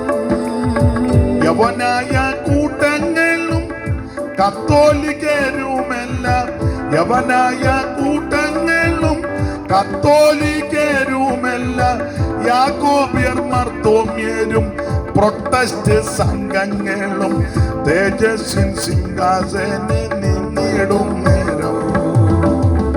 ന്യായം വിധിച്ച് തള്ളും മഹാദൈവം. ദുഷ്ടനെ വിധി ചൊല്ലി പുറന്തള്ളും, തേജസ്സിൻ സിംഹാസനം ന്യായമായി വിധി ചൊല്ലി പോകുവിൻ, ഞാൻ നിങ്ങളെ അറിയുന്നില്ല. ന്യായം വിധിച്ചു മഹാദൈവം. കള്ളന്മാർ കൊള്ളക്കാരും കാപട്യ ഭക്തരും, കള്ളന്മാർ കൊള്ളക്കാരും കാപട്യ ഭക്തരും, കള്ളുകുടിയനും വേശ്യാപ്രവർത്തകരും തിന്മയിൽ സന്തോഷിച്ച മനുജരല്ല. ന്യായം വിധിച്ച് തള്ളും മഹാദൈവം. അപ്പൊ ശ്രദ്ധിക്കുക, ഒരു ന്യായവിധിയുണ്ട്. ആർക്കാ ന്യായവിധി? അത് ദൈവമക്കൾക്കാ ന്യായവിധി. അപ്പൊ ശ്രദ്ധിക്കുക, ന്യായമായ വിധി, അതാ വാക്കിന്റെ അർത്ഥം. ന്യായവിധി, ന്യായമായ വിധി എന്ന് പറഞ്ഞാൽ യേശുക്രിസ്തുവിന്റെ ന്യായാസനത്തിന് മുമ്പിൽ നമ്മളെ കൊണ്ട് നിർത്തിച്ച് ന്യായമായിട്ട് വിധിക്കും. രക്ഷിക്കപ്പെടുന്നത് വരെ ചെയ്ത മുഴുവൻ പാപങ്ങളും രക്ഷിക്കപ്പെട്ട് പാപം ഏറ്റു പറഞ്ഞപ്പോൾ യേശു ക്ഷമിച്ചു. അത് സമുദ്രത്തിന്റെ അടിത്തട്ടിൽ വന്ന അങ്ങനെ അടിഞ്ഞിരിക്കുന്നത്. അപ്പൊ നിന്റെ പാപങ്ങളെ സമുദ്രത്തിന്റെ വാക്യം ഒന്ന് വായിച്ച മീഖാ പ്രവചനം 7-ാം അധ്യായത്തിന്റെ 19-ാം വാക്യമാ. ഒന്ന് വായിച്ചു. മീഖാ 7:19. അവൻ നമ്മോട് വീണ്ടും കരുണ കാണിക്കും, നമ്മുടെ അകൃത്യങ്ങളെ ചവിട്ടിക്കളയും, അവരുടെ പാപങ്ങളെ ഒക്കെ നീ സമുദ്രത്തിന്റെ ആഴത്തിലിട്ട് കളയും. അവരുടെ പാപങ്ങളെയൊക്കെ നീ സമുദ്രത്തിന്റെ ആഴത്തിലിട്ട് കളയും. അപ്പൊ ശ്രദ്ധിച്ചേ, രക്ഷിക്കപ്പെടുന്ന അന്ന് വരെ ചെയ്ത മുഴുവൻ പാപങ്ങളും അകൃത്യങ്ങളും രക്ഷിക്കപ്പെടുമ്പോൾ പാപം ഏറ്റു പറഞ്ഞ് ഉപേക്ഷിക്കുമ്പോൾ യേശു ക്ഷമിക്കും. അത് സമുദ്രത്തിന്റെ ആഴത്തിലിട്ട് കളയും. എന്നാൽ രക്ഷിക്കപ്പെട്ടതിന് ശേഷം മരണം വരെ അല്ലെ കാകള ധ്വനി വരെ ചെയ്തിട്ടുള്ള സകല വിഷയങ്ങൾക്കും ദൈവം ന്യായം വിധിക്കും. വാക്കുകൾക്ക് ന്യായം വിധിക്കും, പ്രവർത്തികൾക്ക് ന്യായം വിധിക്കും, ചെയ്വനകൾക്ക് ന്യായം വിധിക്കും, സംസാരത്തിന് ന്യായം വിധിക്കും, കേട്ട വിഷയത്തിൽ ന്യായം വിധിക്കും, കൊടുക്ക വാങ്ങൽ എല്ലാത്തിലും ദൈവം ന്യായം വിധിക്കും. അത് പ്രമാണമാണ്. ഏക്കാതെ വരുമ്പോൾ അതെല്ലാം വെളിപ്പെടുത്തി കാണിക്കും. ഇപ്പൊ പണ്ട് ഞാൻ പ്രസംഗിച്ചവൻ പറഞ്ഞു, കർത്താവ് കാകളം ധ്വനിക്ക് ഇവിടുന്ന് വിശുദ്ധന്മാരെ ചേർക്കും, അവിടെ ചെന്ന് ന്യായവിധിയാ. അപ്പൊ ന്യായവിധി എന്ന് പറഞ്ഞാൽ ന്യായമായ വിധിയാ, നമ്മൾ ചെയ്തതെല്ലാം വെളിപ്പെടുത്തും. അപ്പൊ ഒരു ബാവക്കുട്ടി ചോദിച്ചു, എല്ലാം വെളിപ്പെടുമോ എന്ന് ചോദിച്ചു. ഞാൻ പറഞ്ഞു എല്ലാം വെളിപ്പെടും. അയ്യോ, എല്ലാം വെളിപ്പെടും. അവൻ ചോദിച്ചു, ഞങ്ങളുടെ റോസമ്മ കാണുമോ എന്ന്. റോസമ്മ പെമ്പളയാ. ഞാൻ പറഞ്ഞു റോസമ്മയെ കാണിക്കല, സ്തോത്രം, എനിക്ക് അതറിഞ്ഞാൽ മതി എന്ന് പറഞ്ഞു. അപ്പം റോസമ്മ കാണാതെ ഏതാണ്ടെല്ലാം കൊണ്ടാൻ വേണ്ടി ഒപ്പിച്ചാ വാവുകൂടി നടക്കുന്നേ. അതാ പുള്ളി എന്ന് അവള് കാണുമോന്ന്. ഞാൻ പറഞ്ഞു അവളെ കാണിക്കുക, അതാ എനിക്ക് അതറിഞ്ഞാൽ മതി എന്ന് പറഞ്ഞു. സകല വിഷയവും ദൈവം വെളിപ്പെടുത്തും. ദൈവം ന്യായം വിധിക്കും. സ്നാനപ്പെട്ടിട്ടുള്ളവരും മറുപാക്ഷത്തിട്ടമായി പേശിയോരും, സ്നാനപ്പെട്ടിട്ടുള്ളവരും മറുപാക്ഷത്തിട്ടമായി പേശിയോരും, ഭാഷയെ വ്യാഖ്യാനം ചെയ്തവരും വരും, ഭാഷയെ വ്യാഖ്യാനം ചെയ്തവരും വരും, എല്ലാവരും ഒന്ന് വന്നേ മതിയാകും. രാജരാജൻ മഷിക സിംഹാസന പുസ്തകമായി വരുമോ, ഓ രാജരാജൻ മഷിക സിംഹാസന പുസ്തകമായി വരുമോ. കള്ളുകൂടിയന്മാരും വീടി കോടി വെറ്റില മുറുക്കുകാരും, കള്ളുകൂടിയന്മാരും വീടി കോടി വെറ്റില മുറുക്കുകാരും, കള്ളവേല ചെയ്തു കൂലി വാങ്ങിച്ചോരും, കള്ളവേല ചെയ്തു കൂലി വാങ്ങിച്ചോരും, കൂലിയെ മോചിച്ച ഏജന്റന്മാർ വരും. രാജരാജൻ മഷി സിംഹാസന പുസ്തകമായി വരുമ്പോ, ഓ സിംഹാസന പുസ്തകമായി വരുമ്പോ ആ തോട്ടത്തിലെ ജന്റന്മാർ കങ്കാണിമാർ റൈറ്റർമാരും വരുമേ. തോട്ടത്തിലെ ജന്റന്മാർ കങ്കാണിമാർ റൈറ്റർമാരും വരുമേ. മൂപ്പൻ കണക്കനും കപ്പ്യാരും സെക്രട്ടറി, മൂപ്പൻ കണക്കനും കപ്പ്യാരും സെക്രട്ടറി എല്ലാവരും വന്ന് മതിയാകൂ. രാജരാജൻ മാജിക സിംഹാസന പുസ്തകമായി വരുമ്പോ അടപാടാൻ നേരമില്ല. ദൈവത്തിന് മഹത്വം. സകല എണ്ണത്തിനെയും ദൈവം ന്യായം വിധിക്കും. പാസ്റ്ററെ ന്യായം വിധിക്കും, പ്രവാചകനെ ന്യായം വിധിക്കും, പ്രവാചകയെ ന്യായം വിധിക്കും, മൂപ്പൻ സെക്രട്ടറി കണക്ക് സകല എണ്ണത്തിനെയും പിടികൂടും. അപ്പോൾ ഒരു ന്യായവിധി ഉണ്ടെന്നുള്ള കാര്യം മറക്കരുത്. അതുകൊണ്ട് ഈ ലോകത്ത് ജീവിക്കുമ്പോൾ നീതിയോടെ, വിശ്വസ്തയോടെ, ന്യായത്തോടെ, പരമാർത്ഥ മനസ്സോടെ വേണം ജീവിക്കാൻ. മറ്റുള്ളവർക്ക് ദോഷമൊന്നും ചെയ്യരുത്. അയലത്തുകാരനെ അതിര് മാന്തരുത്. അയലത്തുകാരുമായിട്ട് വഴക്കുണ്ടാക്കരുത്. മനുഷ്യനെ മനുഷ്യനായിട്ട് കാണണം. ഏത് ജാതിയോ മതമോ കുലമോ അതൊക്കെ മനുഷ്യനെ ഒപ്പിച്ചതാ. പക്ഷെ മനുഷ്യനെ മനുഷ്യനായിട്ട് കാണണം. മാതാപിതാക്കളെ ബഹുമാനിക്കണം. സഹോദരങ്ങളോട് സ്നേഹമുണ്ടായിരിക്കണം. അയലത്തുകാരെ, നാട്ടുകാരെയൊക്കെ സ്നേഹിക്കണം. ആരോടും കൈപ്പായിട്ടിരിക്കരുത്. തമ്മിൽ പിണങ്ങരുത്. വഴക്കുണ്ടാക്കരുത്. മനസ്സിലായോ? വെല്ലം പിടികിട്ടിയോ? മരുമകളുമായിട്ട് കിടന്ന് കൊമ്പ് കോർക്കരുത്. നൈറ്റി എല്ലാം എടുത്തു കുത്തി നിന്നൊക്കെ തന്നെ മര്യാദക്കൊക്കെ ജീവിക്കണം. മനസ്സിലായോ? അപ്പൊ ശ്രദ്ധിക്കുക. ഏതായാലും പാസ്റ്റർ വിട്ടിരുന്ന അടുത്ത വല്ലോ കൊള്ളയുടെ യോഗമില്ലല്ലോ, അതും തീർത്ത് ഇടപാട് തീർക്കുക. പുള്ളിക്ക് മനസ്സിലായി അടുത്ത വല്ല ഇവിടെ രണ്ടു കൂട്ടരും ഒന്ന് ചങ്ങ് നിർത്താം. സമയം എന്നായി?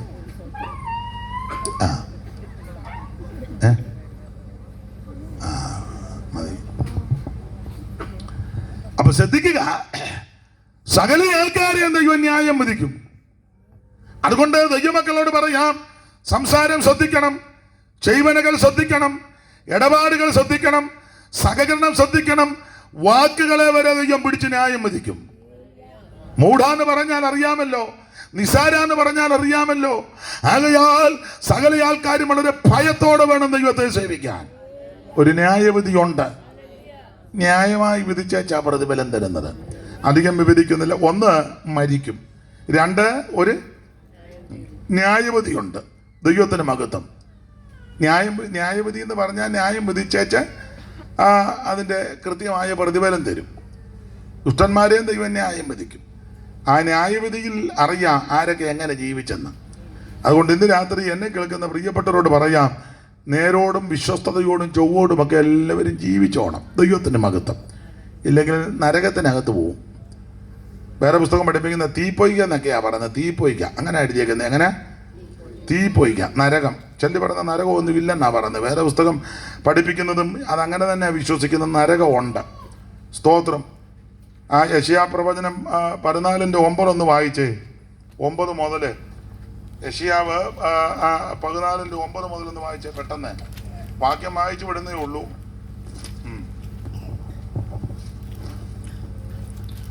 നിന്റെ വരമെങ്കിൽ നിന്നെ എതിരേൽപ്പാൻ താഴെ പാതാളം നിന്റെ നിമിത്തം ഇളകിയിരിക്കുന്നു.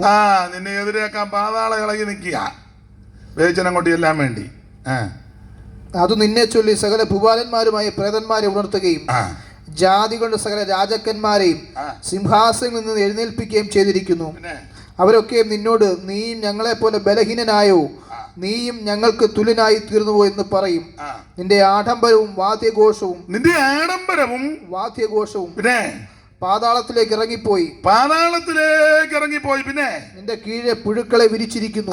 അപ്പൊ എന്ന് പറഞ്ഞ കിടക്ക എമ്മംബോമിന്റെയും ഡൺലപ്പിന്റെ അല്ല, പിന്നെ പുഴുവാ. മനസ്സിലാകുന്നുണ്ടോ? പാതാളത്തിലോട്ട് ചെല്ലുമ്പോൾ, നരകത്തിലോട്ട് ചെല്ലുമ്പോൾ പുഴു കിടക്ക.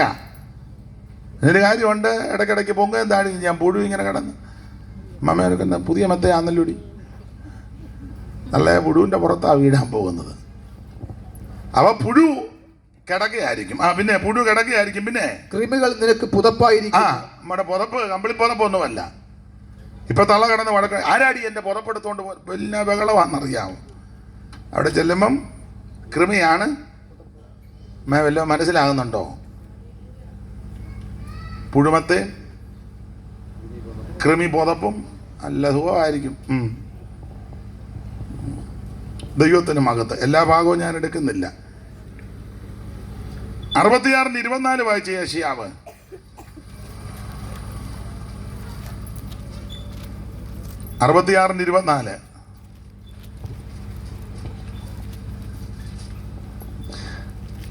അവർ പുറപ്പെട്ടു ചെന്ന് എന്നോട് അതിക്രമം ചെയ്ത മനുഷ്യരുടെ ശവങ്ങളെ നോക്കും, അവരുടെ പുഴു ചാകുകയില്ല. അപ്പൊ ഈ പുഴു മെത്ത പുഴുവാ.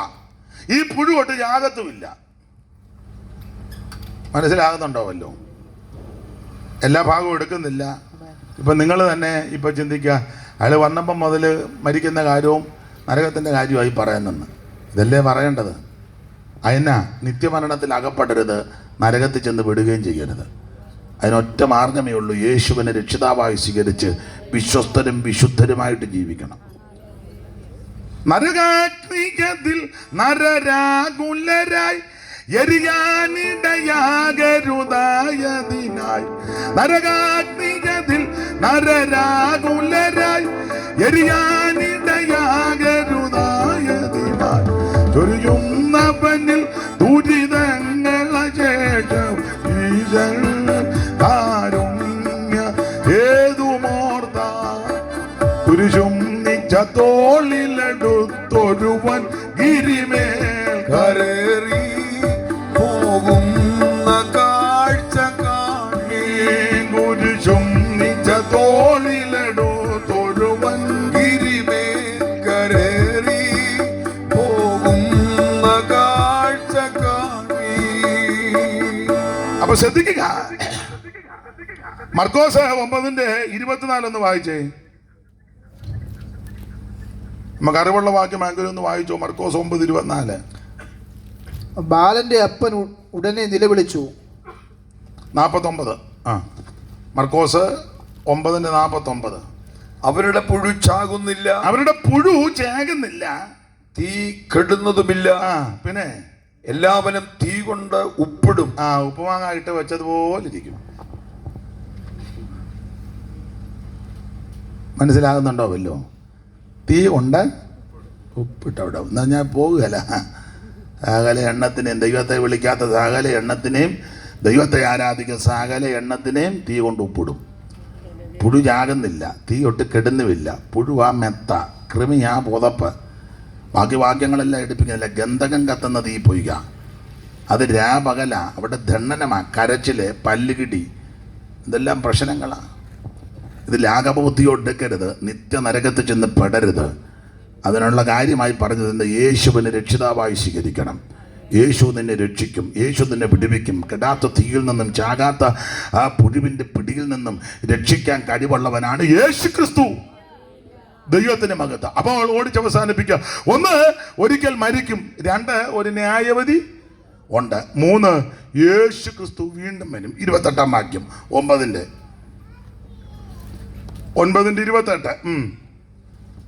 അങ്ങനെ തന്നെ അനേകരുടെ പാപങ്ങളെ ചുമപ്പാൻ ഒരിക്കൽ അർപ്പിക്കപ്പെട്ട് തനിക്കായി കാത്തു നിൽക്കുന്ന രക്ഷയ്ക്കായി ഇവൻ പാപം കൂടാതെ രണ്ടാമതും പ്രത്യക്ഷനാകും. പാപം കൂടാതെ രണ്ടാമതും പ്രത്യക്ഷനാകും. യേശു ക്രിസ്തു രണ്ടാമതും പ്രത്യക്ഷനാകും. അപ്പൊ അതിന്റെ അർത്ഥം എന്നാ? ഒന്നാമത് പ്രത്യക്ഷപ്പെട്ടു. ആ പ്രത്യക്ഷത എന്തിനായിരുന്നു? മനുഷ്യവർഗത്തിന്റെ പാപത്തിന് പരിഹാരം വരുത്തുവാൻ. 9-ാം അധ്യായത്തിന്റെ 26 വായിച്ച എബ്രായ ലേഖനം 9-ാം അധ്യായത്തിന്റെ 26 വാക്യം. അങ്ങനെ ആയാൽ ലോകസ്ഥാപനം മുതൽക്ക് അവൻ പലപ്പോഴും കഷ്ടം അനുഭവിക്കേണ്ടി വന്നിരുന്നു. എന്നാൽ അവൻ ലോകാവസാനത്തിൽ സ്വന്തം യാഗം കൊണ്ട് പാപപരിഹാരം വരുത്തുവാൻ ഒരിക്കൽ പ്രത്യക്ഷനായി. ലോകാവസാനത്തിൽ സ്വന്തം യാഗം കൊണ്ട് പാപപരിഹാരം വരുത്തുവാൻ ഒരിക്കൽ പ്രത്യക്ഷനായി. അപ്പോൾ ഒരിക്കൽ പ്രത്യക്ഷനായത് യേശു ക്രിസ്തു സകല മനുഷ്യന്റെ പാപത്തിന് പരിഹാരം വരുത്തുവാൻ. അവിടുത്തെ തിരുമരണത്താൽ, തിരുരക്തത്താൽ അത് വിശ്വസിച്ച് ആ രക്തത്താൽ ശുദ്ധീകരണം പ്രാപിക്കുമ്പോൾ മനുഷ്യന്റെ പാപത്തിന് പരിഹാരം വരും. അത് വരുത്തുവാൻ യേശു ഒരിക്കൽ പ്രത്യക്ഷനായി. അവിടുന്ന് തിരുവെടുത്ത് പറഞ്ഞതുപോലെ ജനിച്ചു, ജീവിച്ചു, മരിച്ചു, അടക്കപ്പെട്ട് തിരുവെടുത്ത് പറഞ്ഞതുപോലെ 3 ഉയർത്ത് അരിമശിഷ്യന്മാർക്ക് പ്രത്യക്ഷപ്പെട്ട് ഒടുവിൽ അന്ത്യകൽപ്പന കൊടുത്തവർ നോക്കി നിൽക്കുമ്പോൾ സ്വർഗത്തിലേക്ക് പോയി യേശു. ആ പോയ യേശു ഇനി എത്രയും താമസിക്കാതെ തിരിച്ചു വരും. അതാ രണ്ടാമത്തെ പ്രത്യക്ഷത. എന്തിനാ യേശു തിരിച്ചു വരുന്നത്? ഈ വാക്യത്തിൽ കണ്ടത് കാത്തിരിക്കുന്നവരുടെ രക്ഷയ്ക്ക. ആ വാക്യം വായിച്ചേ. അങ്ങനെ തന്നെ അനേകരുടെ പാപങ്ങളെ ചുമപ്പാൻ ഒരിക്കലും അർപ്പിക്കപ്പെട്ട് തനിക്കായി കാത്തു നിൽക്കുന്നവർ രക്ഷയ്ക്ക് അവൻ പാപം കൂടാതെ രണ്ടാമതും അപ്പോൾ കാത്തു നിൽക്കുന്നവരുടെ രക്ഷയ്ക്കായി യേശു വീണ്ടും വരുന്നത് എല്ലാവരുടെയും രക്ഷയ്ക്കല്ല. കാത്തുനിൽക്കുന്ന വിശുദ്ധന്മാരുടെ രക്ഷയ്ക്ക് യേശു വീണ്ടും വരും. രണ്ട്, എന്തിനാ യേശു വീണ്ടും വരുന്നത്? ഒറ്റ വാക്ക് പറഞ്ഞാൽ തന്റെ വിശുദ്ധന്മാരെ തന്നോടുകൂടെ ഇരുത്താൻ. യോഹന്നാൻ 14:1-2 നമുക്ക് അറിവുള്ള വാക്യമാണ്, എങ്കിലും ഒന്ന് വായിച്ചോ. യോഹന്നാൻ 14:1-2. യേശു എന്തിനാ വരുന്നത്? 1, കാത്തിരിക്കുന്ന വിശുദ്ധന്മാരുടെ രക്ഷയ്ക്ക്. 2, തന്റെ ജനത്തെ തന്നോടുകൂടെ ഇരുത്തുവാൻ. 14:1-2. നിങ്ങളുടെ ഹൃദയം കലങ്ങിപ്പോകരുത്. നിങ്ങളുടെ ഹൃദയം കലങ്ങിപ്പോകരുത്. ദൈവത്തിൽ വിശ്വസിപ്പിൻ, എന്നിലും വിശ്വസിപ്പിൻ. എന്റെ പിതാവിന്റെ ഭവനത്തിൽ അനേകം വാസസ്ഥലങ്ങളുണ്ട്. ഇല്ലെങ്കിൽ ഞാൻ നിങ്ങളോട് പറയുമായിരുന്നു. പിന്നെ ഞാൻ നിങ്ങൾക്ക് സ്ഥലം ഒരുക്കുവാൻ പോകുന്നു. ഞാൻ പോയി നിങ്ങൾക്ക് സ്ഥലം ഒരുക്കിയാൽ ഞാൻ ഇരിക്കുന്നിടത്ത് നിങ്ങളും ഇരിക്കേണ്ടതിന് പിന്നെയും വന്ന് നിങ്ങളെ എന്റെ അടുക്കൽ ചേർത്തുകൊള്ളും. ചേർത്തുകൊള്ളും. ദൈവത്തിന് മഹത്വം. Praise the Lord. സകല ആൾക്കാരെയും തന്നെ സേവിക്കുന്ന ആരാധിക്കുന്ന തന്റെ ഭക്തന്മാരെ തന്നോട് കൂടെ ഇരുത്താൻ. അതിനാ യേശു വരുന്നത്. സത്യമായനിലും നിത്യപിതാവിലും, സത്യമായനിലും നിത്യപിതാവിലും സത്യമായി വിശ്വസിപ്പിൻ സന്തതവും നിങ്ങൾ. സത്യമായി വിശ്വസിപ്പിൻ സന്തതവും നിങ്ങൾ. ചിത്തം കലങ്ങിടൊല്ല പോയി വരും ഞാൻ. നിന്റെ ചിത്തം കലങ്ങിടൊല്ല പോയി വരും ഞാൻ. പോയി വരും ഞാൻ. പോയി വരും ഞാൻ. നിന്റെ ചിത്തം കലങ്ങിടൊല്ല പോയി വരും ഞാൻ. എൻ പിതാവിൻ കൃപയ്ക്ക് ഇമ്പമേഴും പല. എൻ പിതാവിൻ ഇമ്പമേഴും പല സമൃദ്ധ ഭവനങ്ങൾ ഉണ്ടതിനാലിനി. സമൃദ്ധ ഭവനങ്ങൾ ഉണ്ടതിനാൽ ഇനി ചിത്തം കലങ്ങിടൊല്ല പോയി വരും ഞാൻ. നിന്റെ ചിത്തം കലങ്ങിടൊല്ല പോയി വരും ഞാൻ. കരമുയർത്ത് ദൈവത്തെ മഹത്വപ്പെടുത്ത്. എന്തിനാണ് യേശു ക്രിസ്തു വീണ്ടും വരുന്നത്? 1, തനിക്കായി കാത്തുനിൽക്കുന്ന വിശുദ്ധന്മാരുടെ രക്ഷയ്ക്ക്. 2, തന്നെ സേവിക്കുന്ന തന്റെ ജനത്തെ തന്നോടുകൂടെ ഇരുത്താൻ. 3,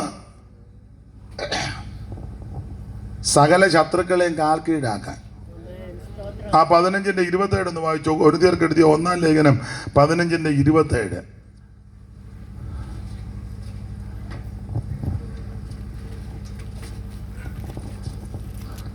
സകലത്തെയും അവന്റെ കാൽ കീഴാക്കിയിരിക്കുന്നുണ്ടല്ലോ. സകലം അവന് കീഴ്പ്പെട്ടിരിക്കുന്നു എന്ന് പറഞ്ഞാൽ സകലത്തെയും കീഴാക്കി കൊടുക്കുവാൻ ഒഴികെ അത്ര സ്പഷ്ടം. സകലത്തെയും അവൻ കാൽ കീഴാക്കാൻ, സകല വിഷയത്തിന്മേലും ജയമെടുക്കാൻ, സകലത്തെയും കാൽ കീഴാക്കാൻ യേശു വീണ്ടും വരും. എന്തിനാ യേശു വീണ്ടും വരുന്നത്? 4, തൻ്റെ ജനത്തെ തന്നോട് അനുരൂപപ്പെടുത്താൻ. അവനെ താൻ ഇരിക്കും പോലെ നമ്മൾ കാണുന്നതാകൊണ്ട് അവനോട് സദൃശന്മാരാകുമെന്ന യോഹന്നാന്റെ 1-ാം ലേഖനം 3-ാം അധ്യായത്തിന്റെ 1, 2, 3 ഒന്ന് വായിച്ചു. ദൈവത്തിന് മഹത്വം.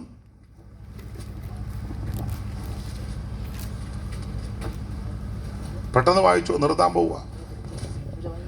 കാൺമിൻ, നാം ദൈവമക്കൾ എന്ന് വിളിക്കപ്പെടുവാൻ പിതാവ് നമുക്ക് എത്ര വലിയ സ്നേഹം നൽകിയിരിക്കുന്നു. അങ്ങനെ തന്നെ നാം ആകുന്നു. ലോകം അവനെ അറിഞ്ഞിട്ടില്ലായിക്കൊണ്ട് നമ്മയും അറിയുന്നില്ല. പ്രിയമുള്ളവരെ, നാം ഇപ്പോൾ ദൈവമക്കളാകുന്നു. നാം ഇന്നതാകുമെന്ന് ഇതുവരെ പ്രത്യക്ഷമായില്ല. അവൻ പ്രത്യക്ഷനാകുമ്പോൾ നാം അവനെ താൻ ഇരിക്കും പോലെ തന്നെ കാണുന്നതാകൊണ്ട് അവനോട് സദൃശന്മാരാകും. അവനോട് നമ്മൾ സദൃശന്മാരാകും. ദൈവത്തിന്റെ മഹത്വം. അപ്പൊ എന്തിനാ യേശു ക്രിസ്തു വരുന്നത്? നാം അവനോട് അനുരൂപപ്പെടാൻ, സദൃശന്മാരാകാൻ. ആർക്കും ഒരു സന്തോഷവും പ്രത്യാശയില്ല. അത് ഞാൻ പറഞ്ഞോണ്ട് ഇല്ല പിന്നെ എന്ത് അത്യാവശ്യമാണെന്ന് അറിഞ്ഞില്ല.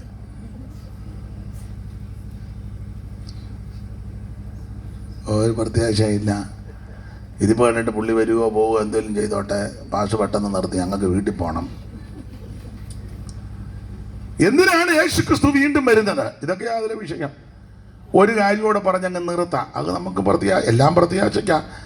മത്തായി 16 27 വായിച്ചു. എന്തിനാ യേശു വരുന്നത്? പറഞ്ഞങ്ങ് നിർത്തുക. മത്തായി 16:27.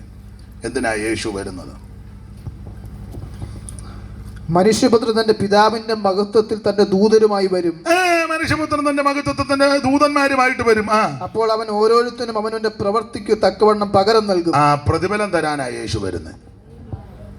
അന്ന് ഇവിടെ നമ്മൾ കർത്താവിന് വേണ്ടി ചെയ്തതും പ്രവർത്തിച്ചതും അതിനെല്ലാം പ്രതിഫലം തരും.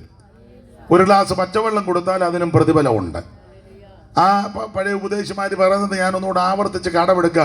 ആ പച്ചവെള്ളം ചൂടാക്കിയാൽ കുറച്ചുകൂടെ പ്രതിഫലം കൂടും. ആ ചൂടുവെള്ളത്തിനകത്ത് ചില തേയിലയോ കാപ്പിപ്പൊടിയോ ഇട്ടാൽ കുറച്ചുകൂടെ പ്രതിഫലം കൂടും. അതിനകത്ത് ചില പാലൂടെ ചേർക്കുകയാണെങ്കിൽ കുറച്ചുകൂടെ പ്രതിഫലം കൂടും. അതിനകത്ത് ചില ബൂസ്റ്റും കൂടി ഇട്ടാൽ എന്നൊരു തള്ള പറഞ്ഞ് അത്രയും പ്രതിഫലം വേണ്ടെന്ന്. ആട്ടെ, എന്നാൽ ചൂടുവെള്ളത്തിൻ്റെ എങ്കിലും കിട്ടട്ടെ. ദൈവത്തിൻ്റെ മഹത്വം. കർത്താവിന് വേണ്ടി എന്തെങ്കിലും ചെയ്താൽ, പ്രവർത്തിച്ചാൽ സൂക്ഷ്മം അതിന് പ്രതിഫലം തരും. പ്രതിഫലങ്ങൾ വിഭാഗിച്ചു കൊടുക്കും തൻ പേർക്കായി പാർത്തല്ലേ വിശ്വസ്തർക്കായി. പ്രതിഫലങ്ങൾ വിഭാഗിച്ചു കൊടുക്കും തൻ പേർക്കായി പാർത്തല്ലേ വിശ്വസ്തർക്കായി. ഈ വിധം ചെയ്താൽ ശുദ്ധിമാന്മാർ ഗണം വാങ്ങിടും സമ്മാനം ആ സദസ്സിൽ. ഈ വിധം ചെയ്താൽ ശുദ്ധിമാന്മാർ ഗണം വാങ്ങിടും സമ്മാനം ആ സദസ്സിൽ. ഹല്ലേലൂയാ ജയം, ഹല്ലേലൂയാ ജയം, ഹല്ലേലെല്ലാം അങ്ങ് തീർന്നു പോകൂ. ഹല്ലേലൂയാ ജയം, ഹല്ലേലൂയാ ജയം, ഹല്ലേലെല്ലാം അങ്ങ് തീർന്നു പോകൂ. ഓ മനസ്സനാകണം നോക്കി നോക്കി നിന്ന് അത്ഭുതപ്പെട്ടിടും ആ സദസ്സിൽ. ഓ മനസ്സനാകണം നോക്കി നോക്കി നിന്ന് അത്ഭുതപ്പെട്ടിടും ആ സദസ്സിൽ. ഇന്ന് രാത്രി എന്നെ കേൾക്കുന്ന പ്രിയരെ, യേശു ക്രിസ്തു വീണ്ടും വരും. എന്തിന്? തിരുസഭയെ ചേർക്കാൻ, പ്രതിഫലം കൊടുക്കാൻ, തന്നോട് അനുരൂപപ്പെടുത്തുവാൻ, താൻ ഇരിക്കുന്ന ഇടത്ത് നമ്മളെ ഇരുത്തുവാൻ യേശു വീണ്ടും വരും. ആ വരവിൽ ആരും കൈവിടപ്പെട്ടു പോകരുത്. അതിന് ചെയ്യേണ്ട പ്രധാനപ്പെട്ട കാര്യം മാനസാന്തരപ്പെട്ട് യേശുവിനെ രക്ഷിതാവായി സ്വീകരിക്കണം. 2, വെള്ളത്തിൽ മുങ്ങി പിതാവിൻ്റെയും പുത്രൻ്റെയും പരിശുദ്ധാത്മാവിൻ്റെ നാമത്തിൽ സ്നാനപ്പെടണം. 3, കർക്കശമായി വേർപാട് പാലിക്കണം. അത് കഴിഞ്ഞ് ഉപദേശമാണ് അഭിഷേകം പ്രാപിക്കണം, തിരുമേശ കെടുക്കണം, കൂട്ടായ്മ ആചരിക്കണം, പ്രാർത്ഥന കഴിക്കണം, ഓരോ ദിവസവും വിശുദ്ധ ജീവിതം നയിക്കണം, ഓരോ ദിവസവും മാനസാന്തരപ്പെട്ട് ദൈവത്തോടും മനുഷ്യരോടും കുറ്റമറ്റ മനസ്സാക്ഷിയോടെ ജീവിച്ച് അനുദിനം മാനസാന്തരപ്പെട്ട് കർത്താവിൻ്റെ വരവിനായിട്ട് നോക്കി പാർക്കണം. അവരെ ചേർക്കാൻ യേശു വീണ്ടും വരും. 3 കാര്യമാണ് ഓർപ്പിച്ചത്. 1, ഒരിക്കൽ മരിക്കും. കണ്ണടയുന്നതിന് മുമ്പ് യേശുവിനെ രക്ഷിതാവായി ചെയ്യണം. 2, ഒരു ന്യായവിധിയുണ്ട്. വാക്കും പ്രവൃത്തിയും ചെയ്വനകളൊക്കെ ശ്രദ്ധിച്ച് സൂക്ഷിച്ചും വേണം. 3, യേശു വീണ്ടും വരും. ആ വരവിൽ ആരും കൈവിടപ്പെട്ടു പോകരുത്. ആമേൻ. വരവിൽ എല്ലാവരും എടുക്കപ്പെടണം. കരമുയർത്തി ദൈവത്തെ മഹത്വപ്പെടുത്താം. എല്ലാവരും ദൈവത്തെ അല്പസമയം സ്തുതിച്ചാട്ടെ. ഈ മഹായോഗത്തിൽ എത്രത്തോളം ദൈവത്തിന്റെ കൃപ ചൊരിഞ്ഞല്ലോ. തന്റെ ദാസനെയും കുടുംബത്തെയും പ്രിയപ്പെട്ടവരെയും കൂട്ടുവേലക്കാരെ ദൈവം ഇതുവരെ ബലപ്പെടുത്തി. എല്ലാവരും അല്പസമയം ദൈവത്തെ സ്തുതിച്ചാട്ടെ. എല്ലാവരും അല്പസമയം ദൈവത്തിന്റെ മഹത്വം കൊടുക്കുക. ഹല്ലേലൂയ. ആ പഴയ പാട്ടിന്റെ ചരണം എല്ലാവരുടെ ചേർന്ന് കൈയടിച്ച് പാടാം. നിങ്ങൾ ഇരുന്നുകൊണ്ട് പാടിയാൽ മതി. ഞങ്ങൾ ഇവിടെ ഇരിക്കുന്നവർ എഴുന്നേൽക്കുക. എല്ലാവരും എഴുന്നേറ്റാൽ നിങ്ങളെല്ലാം ഇറങ്ങിപ്പോകുക. ആകെ കുറച്ച് പേരേ ഉള്ളൂ. അപ്പം നിങ്ങൾ ഇരുന്നാൽ മതി, ഞങ്ങൾ എഴുന്നേക്കാം. അപ്പോൾ കൈയടിച്ച് 2 ശീല് പാടിയാ മതി.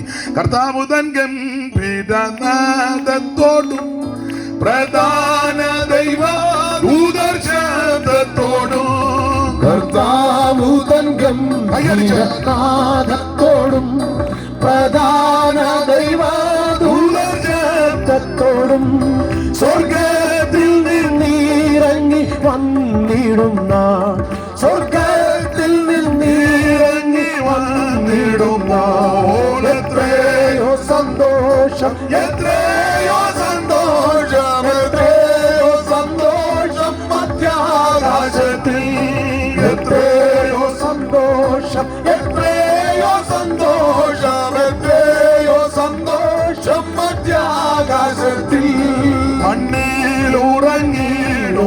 ശുദ്ധിമാന്മാർ കാഹളനാദം കേൾക്കുന്ന മാതയിൽ മണ്ണിലുറങ്ങിടുന്ന ശുദ്ധിമാന്മാർ കാഹളനാദം കേൾക്കുന്ന മാത്രയിൽ പെട്ടെന്നുയർത്തുവാനിൽ ചേർന്നിടുമേ, പെട്ടെന്നുയർത്തുവാനിൽ ചേർന്നിടുമേ. തീരാത്ത സന്തോഷം, തീരാത്ത സന്തോഷം, തീരാത്ത സന്തോഷം പ്രാപിക്കുമവർ. തീരാത്ത സന്തോഷം, തീരാത്ത സന്തോഷം, തീരാത്ത സന്തോഷം പ്രാപിക്കുമവർ.